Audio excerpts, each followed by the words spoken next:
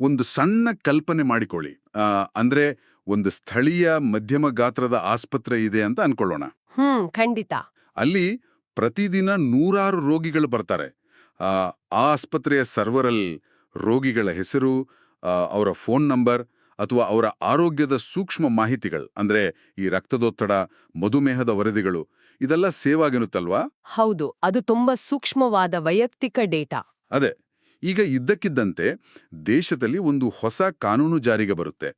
ಆ ಕಾನೂನಿನ ಪ್ರಕಾರ ಆ ಆಸ್ಪತ್ರೆಯ ಡೇಟಾಬೇಸಿಂದ ಒಂದು ಸಣ್ಣ ಮಾಹಿತಿ ಸೋರಿಕೆ ಆದ್ರೂ ಅಥವಾ ರೋಗಿಯ ಅನುಮತಿ ಇಲ್ಲದೆ ಆ ಮಾಹಿತಿಯನ್ನು ಬೇರೆ ಯಾವುದಾದ್ರೂ ಫಾರ್ಮಸಿ ಕಂಪನಿಗೆ ನೀಡಿದ್ರೆ ಆ ಆಸ್ಪತ್ರೆ ಕೋಟ್ಯಾಂತರ ರೂಪಾಯಿ ದಂಡ ಕಟ್ಟಬೇಕಾಗತ್ತೆ. ಅಕ್ಷರಶಃ ಕೋಟ್ಯಾಂತರ ರೂಪಾಯಿ. ಇದು ಸಣ್ಣ ವಿಷಯ ಅಲ್ಲ. ಖಂಡಿತ ಅಲ್ಲ. ಇದು ಕೇವಲ ಕಲ್ಪನೆಯೇನಲ್ಲ. 2023ರಲ್ಲಿ ಬಂದ ಡಿಜಿಟಲ್ ಪರ್ಸನಲ್ ಡೇಟಾ ಪ್ರೊಟೆಕ್ಷನ್ ಅಂದ್ರೆ ಆ ಡಿಪಿಡಿಪಿ ಕಾಯ್ದೆ 2025ರಲ್ಲಿ ಸಂಪೂರ್ಣವಾಗಿ ಜಾರಿಗೆ ಬಂದಾಗ ಭಾರತದ ಪ್ರತಿಯೊಂದು ಸಣ್ಣ ಮತ್ತು ದೊಡ್ಡ ಉದ್ಯಮ ಎದುರಿಸುತ್ತಿರುವ ವಾಸ್ತವ ಇದು. ಸರಿ, ಇದನ್ನು ಬಿಡಿಸಿ ನೋಡೋಣ. ಡೇಟಾ ಸೋರಿಕೆ ಆಗದಂತೆ ನೋಡಿಕೊಳ್ಳುವ ಜವಾಬ್ದಾರಿ ಆಯಾ ಕಂಪನಿಗಳದ್ದು. ಆದರೆ ಆ ಕಂಪನಿಗಳು ನಿಜಕ್ಕೂ ನಿಯಮಗಳನ್ನ ಪಾಲಿಸ್ತಿವೆಯೇ ಅಂತ ಪರೀಕ್ಷಿಸುವವರು ಯಾರು? ಈ ಒಂದು ನಿರ್ಣಾಯಕ ಪ್ರಶ್ನೆಯನ್ನೇ ಕೇಂದ್ರವಾಗಿಟ್ಟುಕೊಂಡು ನಮ್ಮ ಈ ಆಳವಾದ ವಿಶ್ಲೇಷಣೆಯನ್ನ ಶುರು ಮಾಡ್ತಾ ಇದ್ದೀವಿ. ನಮ್ಮ ಮುಂದಿರುವ ಇಂದಿನ ಮೂಲ ದಾಖಲೆಗಳು ಏಪ್ರಿಲ್ 2026ರಲ್ಲಿ ದಿಢೀರನೆ ಆರಂಭವಾಗಿರುವ association of independent data auditors of India ಅಥವಾ ಸಂಕ್ಷಿಪ್ತವಾಗಿ AIDAI ಎಂಬ ಹೊಸ ವ್ಯವಸ್ಥೆಯ ಬಗ್ಗೆ ಮಾತನಾಡ್ತಾ ಇವೆ. ಹೌದು. ಇದು ಎಲ್ಲಿಂದ ಬಂತು, ಇದರ ಹಿಂದಿರುವ ಉದ್ದೇಶವೇನು ಅನ್ನೋದನ್ನು ನಾವು ಅರ್ಥ ಮಾಡ್ಕೊಳ್ಬೇಕಿದೆ.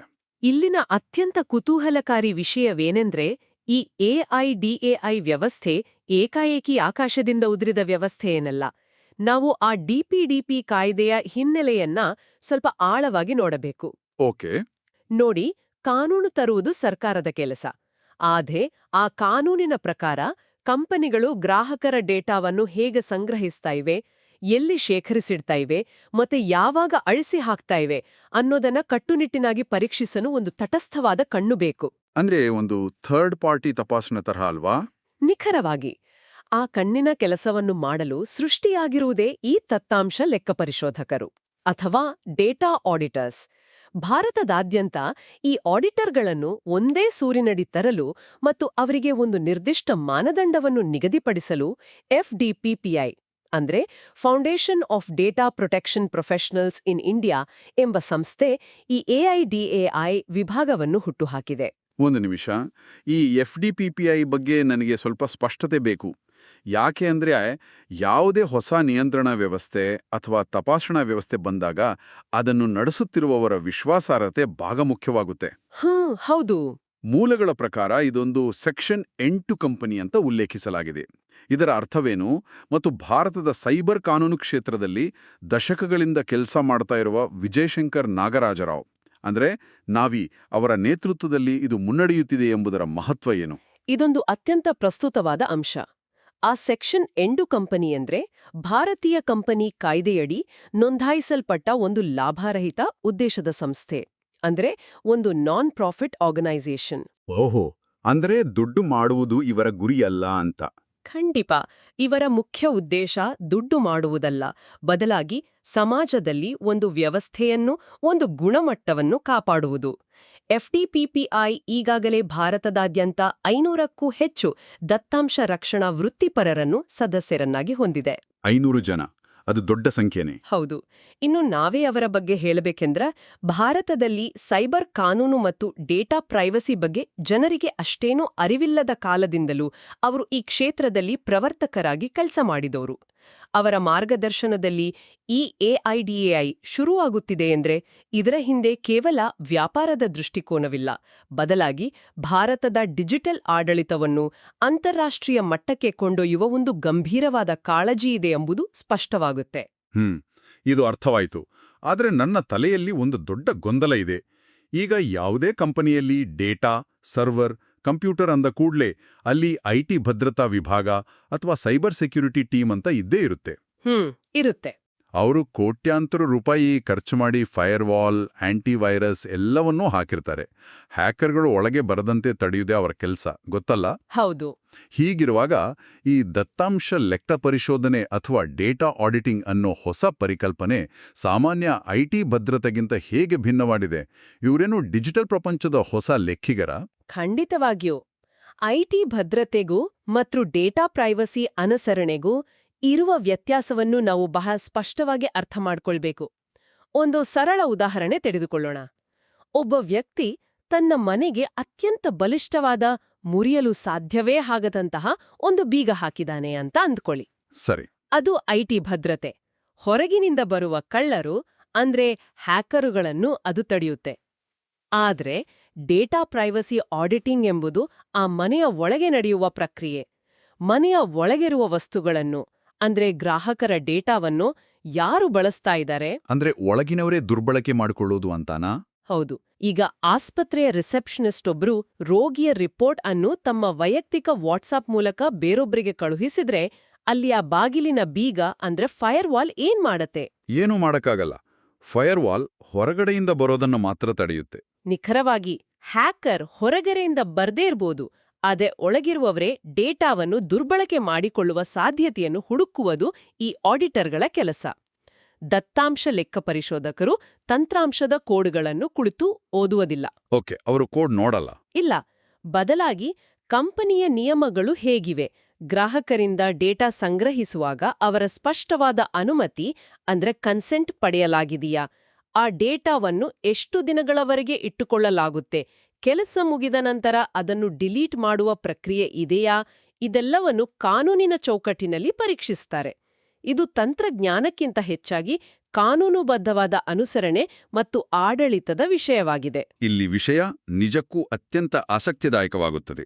ನೀವು ಹೇಳಿದ ಹಾಗೆ ಇದು ತಂತ್ರಜ್ಞಾನಕ್ಕಿಂತ ಕಾನೂನು ಮತ್ತು ಆಡಳಿತದ ವಿಷಯವಾದರೆ ಈ ಹೊಸ ಆಡಿಟರ್ಗಳು ಎಲ್ಲಿಂದ ಬರ್ತಾರೆ?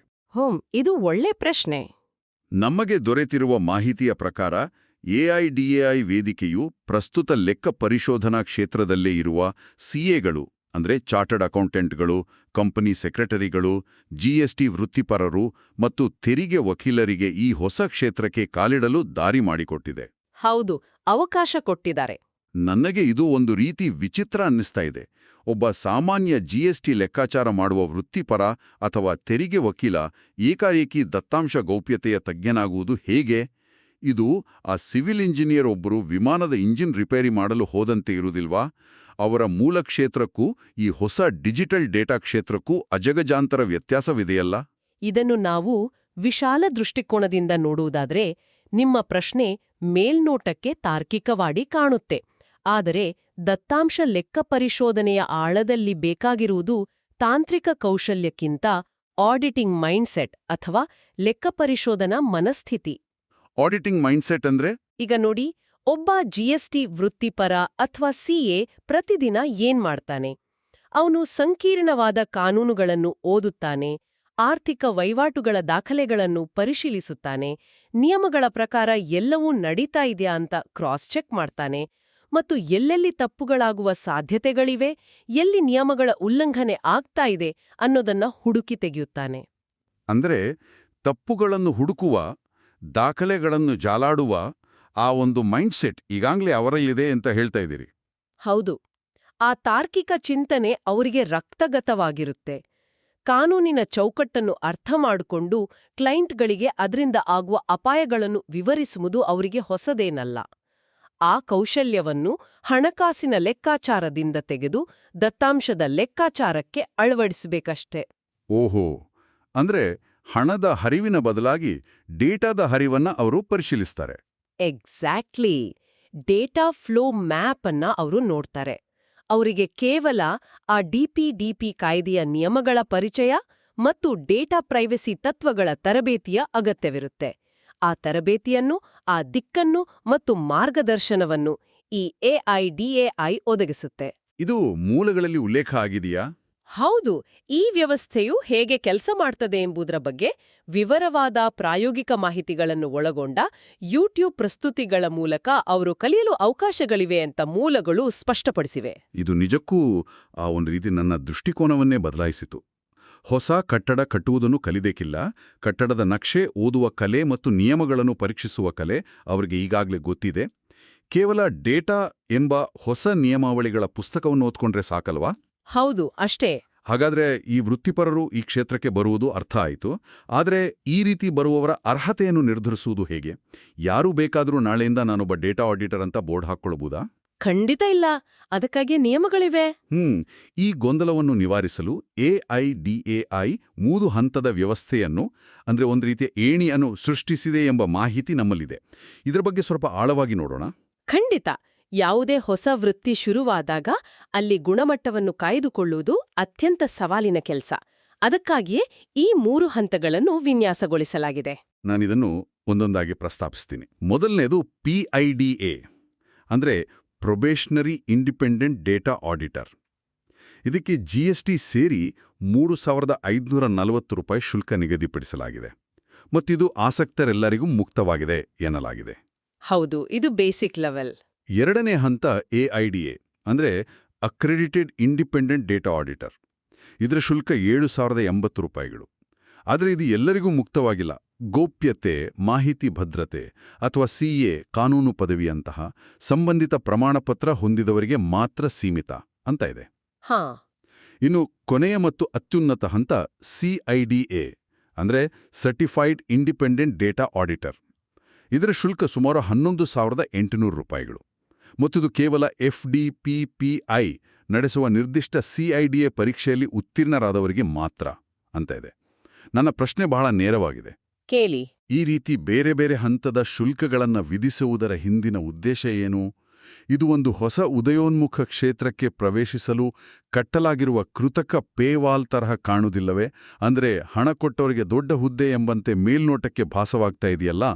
ನೀವು ಕೇಳಿದ ಈ ಪ್ರಶ್ನೆ ಬಹಳ ಸಹಜವಾದದ್ದು. ಶುಲ್ಕದ ಮೊತ್ತವನ್ನು ಮಾತ್ರ ನೋಡಿದಾಗ ಯಾರಿಗಾದರೂ ಹಾಗೆ ಅನಿಸಬಹುದು. ಆದರೆ ದತ್ತಾಂಶ ರಕ್ಷಣೆಯಂತಹ ಅತ್ಯಂತ ಸೂಕ್ಷ್ಮವಾದ ಮತ್ತು ಜವಾಬ್ದಾರಿಯುತವಾದ ವಿಷಯದಲ್ಲಿ ಕೇವಲ ಆಸಕ್ತಿ ಇದ್ದರಷ್ಟೇ ಸಾಲದು, ಪರಿಣಿತಿ ಇರಬೇಕು. ಈ 3 ಹಂತಗಳು ಪೇವಾಲ್ಗಳಲ್ಲ, ಬದಲಾಗಿ ಸಾಮರ್ಥ್ಯವನ್ನು ಶೋಧಿಸುವ ಫಿಲ್ಟರ್ಗಳು. ಸ್ವಲ್ಪ ವಿವರಿಸಿ, ಈ ಹಂತಗಳು ಹೇಗೆ ಕೆಲಸ ಮಾಡ್ತವೆ ಅಂತ. ಖಂಡಿತ. ಉದಾಹರಣೆಗೆ PIDA ಎಂಬುದು ಕಲಿಯುವ ಹಂತ. ಒಬ್ಬ ಯುವ ವಕೀಲನಿಗೆ ಈ ಕ್ಷೇತ್ರದಲ್ಲಿ ಆಸಕ್ತಿಯಿದೆ, ಆದರೆ ಅನುಭವವಿಲ್ಲ. ಆತ ಈ PIDA ಮೂಲಕ ಸೇರ್ಪಡೆಯಾಗಬಹುದು. ಅಲ್ಲಿ ಆತನಿಗೆ ಹಿರಿಯ ಅನುಭವಿ ಆಡಿಟರ್ಗಳ ಜೊತೆ ಕೆಲಸ ಮಾಡುವ, ಅವರಿಂದ ಮಾರ್ಗದರ್ಶನ ಪಡೆಯುವ ಅವಕಾಶ ಸಿಗುತ್ತೆ. ಅಂದ್ರೆ ಇದೊಂದು ಇಂಟರ್ನ್ಶಿಪ್ ತರಹನಾ?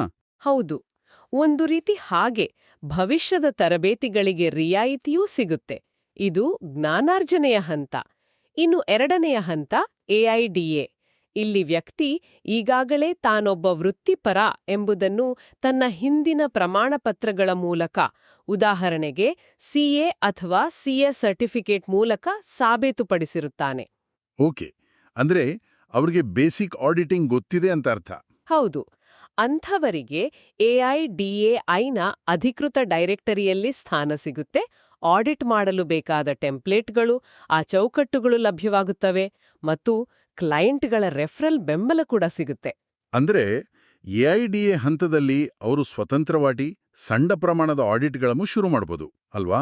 ಹೌದು, ಖಂಡಿತ ಶುರು ಮಾಡಬಹುದು. ಮತ್ತು ಅಂತಿಮವಾಗಿ CIDA ಹಂತ. ಆ 11,800 ರೂಪಾಯಿ ಶುಲ್ಕ ಕೇವಲ ಒಂದು ಎಂಟ್ರಿ ಟಿಕೆಟ್ ಅಲ್ಲ. CIDA ಆಗ್ಬೇಕಾದ್ರೆ ಅವರು FDPPPನ ಅತ್ಯಂತ ಕಠಿಣವಾದ CIDA ಪರೀಕ್ಷೆಯನ್ನು ಪಾಸ್ ಮಾಡಲೇಬೇಕು. ಓಹೋ, ಪರೀಕ್ಷೆ ಪಾಸ್ ಮಾಡೋದು ಕಡ್ಡಾಯ? ಹೌದು. ಈ ಹಂತವನ್ನು ತಲುಪಿದವರಿಗೆ ಸಿಗುವ ಮೌಲ್ಯ ಬಹಳ ದೊಡ್ಡದು. ದೊಡ್ಡ ದೊಡ್ಡ ಬಹುರಾಷ್ಟ್ರೀಯ ಕಂಪನಿಗಳ ಆಡಿಟ್ ಮಾಡುವಾಗ ಬಹು ಆಡಿಟರ್ ತಂಡಗಳನ್ನು, ಅಂದ್ರೆ ಮಲ್ಟಿ ಆಡಿಟರ್ ಟೀಮ್ಸ್ ಅಂತ ಏನ್ ಹೇಳ್ತೀವಿ, ಅದನ್ನು ಮುನ್ನಡೆಸುವ ನಾಯಕತ್ವದ ಜವಾಬ್ದಾರಿ ಇವರಿಗೆ ಸಿಗುತ್ತೆ. ಅಂದ್ರೆ ಇವರು ಟೀಮ್ ಲೀಡರ್ಸ್ ತರ ಕೆಲಸ ಮಾಡ್ತಾರೆ. ಹೌದು. ಮತ್ತು FDPP ಕಡೆಯಿಂದ ದೊಡ್ಡ ಕ್ಲೈಂಟ್ ಪ್ರಸ್ತಾವನೆಗಳಿಗೆ ಅಧಿಕೃತ ಬೆಂಬಲ ಲಭ್ಯವಿರುತ್ತೆ. ಆದ್ದರಿಂದ ಈ ವ್ಯವಸ್ಥೆ ಕೇವಲ ಹಣದ ಆಧಾರದ ಮೇಲಿಲ್ಲ, ಬದಲಾಗಿ ಜ್ಞಾನ, ಅನುಭವ ಮತ್ತು ಪರೀಕ್ಷೆಯ ಆಧಾರದ ಮೇಲೆ ನಿಂತಿದೆ. ಇದೊಂದು ಅತ್ಯಂತ ಸ್ಪಷ್ಟವಾದ ವಿವರಣೆ. ಕಲಿಯುವವರಿಗೂ ಒಂದು ದಾರಿ ಇದೆ, ತಮ್ಮ ಹಿಂದಿನ ಜ್ಞಾನವನ್ನು ಬಳಸಿಕೊಳ್ಳುವವರಿಗೂ ಅವಕಾಶವಿದೆ, ಮತ್ತು ಪರಿಣಿತರಾಗಿ ದೊಡ್ಡ ತಂಡಗಳನ್ನು ಮುನ್ನಡೆಸುವವರಿಗೂ ಒಂದು ಸ್ಪಷ್ಟವಾದ ಗುರಿ ಇದೆ. ವೃತ್ತಿಪರರಿಗೆ ಇದೊಂದು ಅದ್ಭುತ ಅವಕಾಶ ಅನ್ನೋದು ಸಾಬೀತಾಯಿತು. ಆದರೆ ನಾಣ್ಯಕ್ಕೆ ಇನ್ನೊಂದು ಮುಖವಿದೆಯಲ್ಲ? ಈ ಆಡಿಟ್ ಮಾಡಿಸ್ಕೊಳ್ಳುವ ಉದ್ದಿಮೆಗಳ ದೃಷ್ಟಿಯಿಂದ, ಅದರಲ್ಲೂ ಸಣ್ಣ ಮತ್ತು ಮಧ್ಯಮ ಗಾತ್ರದ ಉದ್ದಿಮೆಗಳು ಅಂದರೆ ಎಂಎಸ್ಎಂಇಗಳ ದೃಷ್ಟಿಯಿಂದ ಇದರ ಉಪಯೋಗವೇನು ಎಂಬುದರತ್ತ ನಾವು ಸ್ವಲ್ಪ ಗಮನ ಹರಿಸಬೇಕು. ಖಂಡಿತ, ಅದು ಬಹಳ ಮುಖ್ಯ. ಮೂಲಗಳು ಹೇಳುವ ಪ್ರಕಾರ ಈ ವ್ಯವಸ್ಥೆಯು ಮುಖ್ಯವಾಗಿ ಎಂಎಸ್ಎಂಇಗಳಿಗೆ ಪ್ರಾಯೋಗಿಕ ಮತ್ತು ಕೈಗೆಟುಕುವ ದರದಲ್ಲಿ ದತ್ತಾಂಶ ರಕ್ಷಣೆಯ ಅನುಸರಣಾ ಬೆಂಬಲವನ್ನು ಒದಗಿಸುವ ಗುರಿ ಹೊಂದಿದೆ. ಇದು ಹೇಗೆ ಸಾಧ್ಯ? ಇದು ಒಂದು ಬಹಳ ಮುಖ್ಯವಾದ ಪ್ರಶ್ನೆಯನ್ನು ಹುಟ್ಟುಹಾಕುತ್ತದೆ. ನೋಡಿ, ಒಂದು ದೊಡ್ಡ ಬಹುರಾಷ್ಟ್ರೀಯ ಬ್ಯಾಂಕ್ ಅಥವಾ ಇ-ಕಾಮರ್ಸ್ ದೈತ್ಯ ಕಂಪನಿ ಇಡಿಪಿಡಿಪಿ ಕಾಯ್ದೆ ಬಂದ ತಕ್ಷಣ ಅಂತಾರಾಷ್ಟ್ರೀಯ ಮಟ್ಟದ ಬಿಗ್ ಫೋರ್ ಕನ್ಸಲ್ಟಿಂಗ್ ಸಂಸ್ಥೆಗಳನ್ನು ನೇಮಿಸಿಕೊಳ್ಳಬಲ್ಲದು. ಅವರಿಗೆ ಕೋಟ್ಯಾಂತರ ರೂಪಾಯಿ ಫೀಸ್ ಕೊಡುವುದು ಆ ಕಂಪನಿಗಳಿಗೆ ಕಷ್ಟವಲ್ಲ. ಹೌದು, ಅವರ ಬಳಿ ಸಾಕಷ್ಟು ಹಣ ಇರುತ್ತೆ. ಆದ್ರೆ ನಮ್ಮೂರುಗಳಲ್ಲಿರುವ ಒಂದು ಮಧ್ಯಮ ಗಾತ್ರದ ಕೋಆಪರೇಟಿವ್ ಬ್ಯಾಂಕ್ ಅಥವಾ ನೂರಾರು ಉದ್ಯೋಗಿಗಳಿರುವ ಒಂದು ಸಣ್ಣ ಸಾಫ್ಟ್ವೇರ್ ಕಂಪನಿಯ ಕಥೆ ಏನು? ಅವರಿಗೂ ಇದೇ ಕಾಯ್ದೆ ಅನ್ವಯಿಸುತ್ತೆ ಅಲ್ವಾ? ಹೌದು, ಕಾನೂನು ಎಲ್ಲರಿಗೂ ಒಂದೇ. ಕಾಯ್ದೆ ಉಲ್ಲಂಘಿಸಿದ್ರೆ ಅವರಿಗೂ ಬೀಳುವ ದಂಡದ ಮೊತ್ತ ಕೋಟಿಗಳಲ್ಲೇ ಇರುತ್ತೆ. ಅದು ಮಾತ್ರ ಬದಲಾಗಲ್ಲ. ಅದೇ ದೊಡ್ಡ ಸಮಸ್ಯೆ. ಅವರಿಗೆ ಆ ಕಾಯ್ದೆಯನ್ನು ಅರ್ಥ ಮಾಡಿಕೊಂಡು ತಮ್ಮ ಸಿಸ್ಟಮ್ ಅನ್ನು ಬದಲಾಯಿಸಿಕೊಳ್ಳೋದೇ ಒಂದು ದೊಡ್ಡ ಸವಾಲು. ಅಂಥ ಸಮಯದಲ್ಲಿ ದುಬಾರಿ ಕನ್ಸಲ್ಟೆಂಟ್ಗಳ ಬಳಿ ಹೋಗಲು ಅವರಿಗೆ ಸಾಧ್ಯವಿರೋದಿಲ್ಲ. ಆಗ ಈ ಎಐಡಿಐ ವ್ಯವಸ್ಥೆಯ ಮೂಲಕ ಸಿದ್ಧರಾಗಿರುವ ಸ್ಥಳೀಯ ಪಿಐಡಿಎ ಅಥವಾ ಎಐಡಿಎ ದತ್ತಾಂಶ ಲೆಕ್ಕಪರಿಶೋಧಕರು ಅವರ ನೆರವಿಗೆ ಬರ್ತಾರೆ. ಓಹೋ, ಅಂದ್ರೆ ಲೋಕಲ್ ಎಕ್ಸ್ಪರ್ಟ್ ಸಿಗ್ತಾರೆ? ಹೌದು, ಅವರದೇ ಭಾಷೆಯಲ್ಲಿ ಅವರ ಬಜೆಟ್ಗೆ ಹೊಂದುವಂತೆ ಕಾನೂನಿನ ಸಂಕೀರ್ಣತೆಯನ್ನು ಭಯವಿಲ್ಲದೆ ನಿಭಾಯಿಸಲು ಈ ಸ್ಥಳೀಯ ತಜ್ಞರು ಸಹಾಯ ಮಾಡ್ತಾರೆ. ಅಂದ್ರೆ ಭಾರತದ ಮೂಲೆ ಮೂಲೆಯಲ್ಲಿರುವ ಸಣ್ಣ ಉದ್ಯಮಗಳಿಗೂ ಡಿಜಿಟಲ್ ರಕ್ಷಣೆಯ ಕವಚ ಒದಗಿಸುವ ಪ್ರಾಯೋಗಿಕ ಹೆಜ್ಜೆ ಇದಾಗಿದೆ. ಹಾಗಾದ್ರೆ ಇವೆಲ್ಲದರ ಅಂತಿಮ ಅರ್ಥವೇನು? ವಾವ್, ಇದು ನಿಜಕ್ಕೂ ಕ್ರಾಂತಿಕಾರಿ. ಅಂದ್ರೆ ಒಂದು ಸಣ್ಣ ಉದ್ದಿಮೆಗೆ ಇದೊಂದು ತಲೆನೋವಲ್ಲ, ಬದಲಾಗಿ ಅವರ ಡೇಟಾ ವ್ಯವಸ್ಥೆಯನ್ನು ಅಂತಾರಾಷ್ಟ್ರೀಯ ಮಟ್ಟಕ್ಕೆ ಏರಿಸಲು ಸಿಗುತ್ತಿರುವ ಒಂದು ದೊಡ್ಡ ಬೆಂಬಲ. ಖಂಡಿತವಾಗಿಯೂ. ಈ ಎಲ್ಲ ಹೊಸ ಬದಲಾವಣೆಗಳು, ವೃತ್ತಿಪರರಿಗಿರುವ ಅವಕಾಶಗಳು ಮತ್ತು ಉದ್ಯಮಿಗಳಿಗೆ ಸಿಗುವ ನೆರವಿನ ಬಗ್ಗೆ ತಿಳಿಸಲು ಎಐಡಿಐ ಒಂದು ಉಚಿತ ಪರಿಚಯಾತ್ಮಕ ವೆಬಿನಾರ್ ಅನ್ನು ಆಯೋಜಿಸಿದೆ ಎಂಬ ಮಾಹಿತಿಯು ನಮ್ಮ ಮೂಲಗಳಲ್ಲಿದೆ. ಹೌದು, ಈ ವೆಬಿನಾರ್ ಬಗ್ಗೆ ಜನ ತಿಳಿದುಕೊಳ್ಳುವುದು ಬಹಳ ಮುಖ್ಯ. ಮೇ 23, 2026ರಂದು ಶನಿವಾರ ಬೆಳಿಗ್ಗೆ ಈ ವೆಬಿನಾರ್ ನಡೆಯಲಿದೆ. ಸಮಯ ಬೆಳಿಗ್ಗೆ 11 ಗಂಟೆ ಅಂತ ಇದೆ. 11 ಗಂಟೆಗೆ. ವಕೀಲರು, ಜಿಎಸ್ಟಿ ವೃತ್ತಿಪರರು, ಆಸಕ್ತರು ಇದರಲ್ಲಿ ನೇರವಾಗಿ ತಮ್ಮ ಪ್ರಶ್ನೆಗಳನ್ನು ಕೇಳಬಹುದು. ಮತ್ತೆ ಝೂಮ್ ಲಿಂಕ್ ಮೂಲಕ ಸೇರಲು ಒಂದು ಮೀಟಿಂಗ್ ಐಡಿ ಕೂಡ ಲಭ್ಯವಿದೆ. ಅದು 8828639125. ಮತ್ತೆ ಅದಕ್ಕೊಂದು ಪಾಸ್ಕೋಡ್ ಕೂಡ ಇದೆ. ಅದು 700473. ಹೌದು, ಯಾರಿಗಾಂದ್ರೂ ಇದರ ಬಗ್ಗೆ ಆಸಕ್ತಿ ಇದ್ರೆ ಆ ವೆಬಿನಾರ್ನ ಲಿಂಕ್ ಅಥವಾ ಹೆಚ್ಚಿನ ಮಾಹಿತಿಗಾಗಿ ಅವರು AIDAI.org.in ಅಥವಾ FDPPIನ ವೆಬ್ಸೈಟ್ಗಳಿಗೆ ಭೇಟಿ ನೀಡಬಹುದು. ಅಲ್ಲಿ ಕಾರ್ಯದರ್ಶಿಗಳಾದ ಶ್ರೀವತ್ಸ ಆರ್ ಅವರ ಸಂಪರ್ಕ ವಿವರಗಳು ಲಭ್ಯವಿವೆ ಅಂತ ಪ್ರಕಟಣೆ ತಿಳಿಸಿದೆ. ಯಾರು ಈ ಹೊಸ ವೃತ್ತಿಗೆ ಕಾಲಿಡಲು ಯೋಚಿಸ್ತಿದ್ದಾರೋ ಅವರಿಗಿದೊಂದು ಉತ್ತಮ ಆರಂಭ ಆಗ್ಬಹುದು. ಹೌದು, ಇದೊಂದು ಬದಲಾವಣೆಯ ಕಾಲಘಟ್ಟ. ಯಾರು ಮೊದಲೇ ಈ ಬದಲಾವಣೆಯನ್ನು ಅಪ್ಪಿಕೊಳ್ತಾರೋ ಅವರು ಭವಿಷ್ಯದಲ್ಲಿ ಈ ಕ್ಷೇತ್ರದ ನಾಯಕರಾಗ್ತಾರೆ. ಸರಿ, ನಾವು ಇಂದಿನ ಈ ಚರ್ಚೆಯ ಅಂತಿಮ ಘಟ್ಟಕ್ಕೆ ಬಂದಿದ್ದೇವೆ. ಒಟ್ಟಾರೆಯಾಗಿ ಹೇಳುವುದಾದರೆ 2026ರ ಏಪ್ರಿಲ್ನಲ್ಲಿ ಉಗಮವಾಗಿರುವ ಎಐಡಿಎಐ ಭಾರತದ ಡಿಜಿಟಲ್ ಆಡಳಿತದ ದಿಕ್ಕನ್ನೇ ಬದಲಾಯಿಸುವ ಶಕ್ತಿ ಹೊಂದಿದೆ ಅಂತ ಹೇಳ್ಬೋದು. ಡಿಪಿಡಿಪಿ ಕಾಯ್ದೆ ತಂದಿರುವ ಕಟ್ಟುನಿಟ್ಟಿನ ನಿಯಮಗಳನ್ನು ಪಾಲಿಸಲು ಕೇವಲ ತಂತ್ರಜ್ಞಾನವಿದ್ದರೆ ಸಾಲದು, ಈ ಲೆಕ್ಕಪರಿಶೋಧನಾ ಮನಸ್ಥಿತಿ ಇರುವ ಡೇಟಾ ಆಡಿಟರ್ಗಳ ಪಡೆಯೇ ಬೇಕು ಅನ್ನೋದು ಸ್ಪಷ್ಟವಾಯಿತು. ಇದು ನಾವೆಲ್ಲರೂ ದೈನಂದಿನ ಜೀವನದಲ್ಲಿ ಬಳಸುವ ಪ್ರತಿಯೊಂದು ಆಪ್, ಪ್ರತಿಯೊಂದು ಸೇವೆಗೂ ಅನ್ವಯಿಸುತ್ತೆ. ಪ್ರೈವಸಿ ಅಥವಾ ಗೌಪ್ಯತೆ ಎನ್ನುವುದು ಈಗ ಕೇವಲ ಒಂದು ಹಕ್ಕಲ್ಲ, ಅದೊಂದು ಬಹುದೊಡ್ಡ ಅಧಿಕೃತ ವೃತ್ತಿಯಾಗಿ, ಒಂದು ಆರ್ಥಿಕ ಶಕ್ತಿಯಾಗಿ ಬದಲಾಗುತ್ತಿರುವುದರ ಮಹತ್ವವನ್ನು ನಾವೆಲ್ಲರೂ ಅರ್ಥ ಮಾಡಿಕೊಳ್ಳಲೇಬೇಕು. ಮುಕ್ತಾಯದ ಹಂತದಲ್ಲಿ ಈ ಮೂಲ ದಾಖಲೆಗಳನ್ನು ಮೀರಿ ಭವಿಷ್ಯದ ಬಗ್ಗೆ ಯೋಚಿಸಲು ಒಂದು ಹೊಸ ಆಲೋಚನೆಯನ್ನು ಬಿಟ್ಟು ಹೋಗೋಣ. ಹೇಳಿ. ಇಂದು ಯಾವುದೇ ಒಂದು ಕಂಪನಿಗೆ ಬ್ಯಾಂಕ್ ಸಾಲ ಕೊಡಬೇಕಾದ್ರೆ ಅಥವಾ ಹೂಡಿಕೆದಾರರು ಹಣ ಹಾಕಬೇಕಾದ್ರೆ ಆ ಕಂಪನಿಯ ಆರ್ಥಿಕ ಲೆಕ್ಕಾಚಾರ ಅಂದರೆ ಫೈನಾನ್ಷಿಯಲ್ ಕ್ರೆಡಿಟ್ ಸ್ಕೋರ್ ಅನ್ನು ನೋಡ್ತಾರೆ. ಅದಕ್ಕಾಗಿ ಹಣಕಾಸಿನ ಲೆಕ್ಕ ಪರಿಶೋಧಕರು ಅನಿವಾರ್ಯ. ಹೌದು, ಕ್ರೆಡಿಟ್ ಸ್ಕೋರ್ ತುಂಬಾ ಮುಖ್ಯ. ಆದರೆ ಭವಿಷ್ಯದಲ್ಲಿ ಕೇವಲ ಆರ್ಥಿಕ ಲಾಭವಿದ್ದಿದ್ರೆ ಸಾಲದು, ಆ ಕಂಪನಿಯು ಜನರ ಡೇಟಾವನ್ನು ಎಷ್ಟು ಸುರಕ್ಷಿತವಾಗಿ ಇಟ್ಟುಕೊಂಡಿದೆ ಎಂಬುದು ಕೂಡ ಅಷ್ಟೇ ಮುಖ್ಯವಾಗುತ್ತೆ. ಮುಂದೊಂದು ದಿನ ದತ್ತಾಂಶ ಲೆಕ್ಕಪರಿಶೋಧಕರು ಪ್ರತಿಯೊಂದು ಸಂಸ್ಥೆಗೂ ಅನಿವಾರ್ಯವಾದರೆ, ಅಂದ್ರೆ ಹೂಡಿಕೆದಾರರು ಒಂದು ಕಂಪನಿಯಲ್ಲಿ ಹೂಡಿಕೆ ಮಾಡುವಾಗ ಆ ಕಂಪನಿಯ ಆರ್ಥಿಕ ಕ್ರೆಡಿಟ್ ಸ್ಕೋರ್ಗಿಂತ ಈ ಆಡಿಟರ್ಗಳು ನೀಡುವ ಡೇಟಾ ಹೆಲ್ತ್ ಸ್ಕೋರ್ ಅನ್ನು ಹೆಚ್ಚು ನಂಬುವ ಕಾಲ ಸದ್ಯದಲ್ಲೇ ಬರಲಿದೆಯಾ? ಜನರ ನಂಬಿಕೆಯನ್ನು ಮತ್ತು ಅವರ ಡೇಟಾವನ್ನು ಉಳಿಸಿಕೊಳ್ಳುವ ಕಂಪನಿಗಳಷ್ಟೇ ಭವಿಷ್ಯದಲ್ಲಿ ಉಳಿಯಲು ಸಾಧ್ಯವೇ? ಯೋಚಿಸಿ.